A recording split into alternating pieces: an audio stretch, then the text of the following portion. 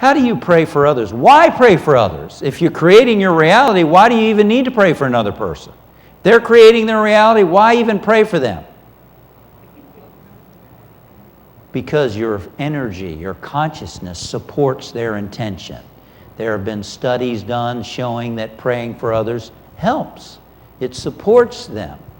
It's not, now if a person's soul, if they're, let's say they're in the hospital or they're in hospice and they're dying, and you would like them to live, and you're praying knowing that you're getting still and knowing God's presence, and you're affirming that divine order is at work in their life and that they're whole, well, and strong, whatever.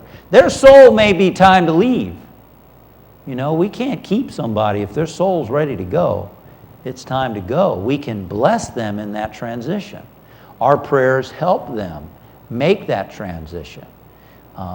If they're here to stay, then they'll stay.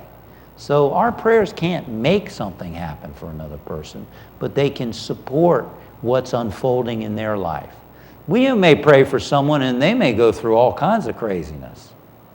You're getting still and quiet and you're knowing the truth for them. Their life may go through all kinds of ups and downs. That doesn't mean that your prayers aren't supporting them. It may mean their soul has a lot to learn and they're going through some lessons and growing experiences. Sometimes people need to hit rock bottom before they're ready to stand on their own 2 feet. That happens. So here's the deal also. How do you talk about people you're concerned about in your life? Do you talk about the problem? Oh yeah, my husband or my wife or my child is going through this problem and this challenge and la la la, and tell people over and over about it. Did you ever think about the fact that if we start our prayer in the morning and go, she is whole, well, and strong, and healthy, and happy, and everything, and guided and directed. And then we turn around and someone says, oh, how's your son doing? Oh, he is just a mess. I don't know if he'll ever get stuff straight. What have we just done? We have just negated our prayer. We have just taken our energy and supported the problem. So what can you say instead? You can say, well, it's going through a challenge, but please join me in prayer to support and just know that he's being guided and strengthened and healed, or whatever it is. Supporting that person with positive energy, keeping the high watch.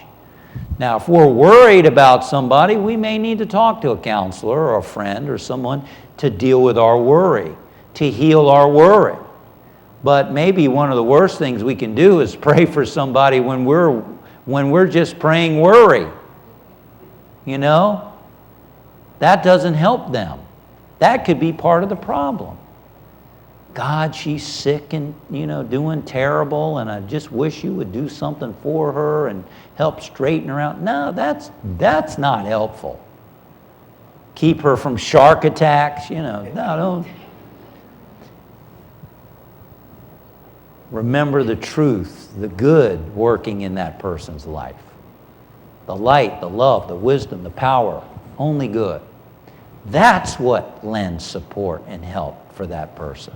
I know I have someone in my family who I was, has been going through a health challenge just in the past month or 6 weeks or so, which I appreciate your prayer support for that person. And it's easy to start feeling, a sense of, compassion and feeling pain with the person. But I had to remind myself recently, wait a minute, I've done that. Yes, I do feel that, but now I'm letting that go and I'm going to concentrate on the healing and the strength and the power and the presence. So when I think about that person, I'm thinking about strength and healing and wholeness, not the problem. People think that by worrying for someone they care. Well, maybe they do, but that's not the best expression of caring. Not once you have expressed, oh, I'm sorry, dear, you're going through. Now it's time to get and know the truth.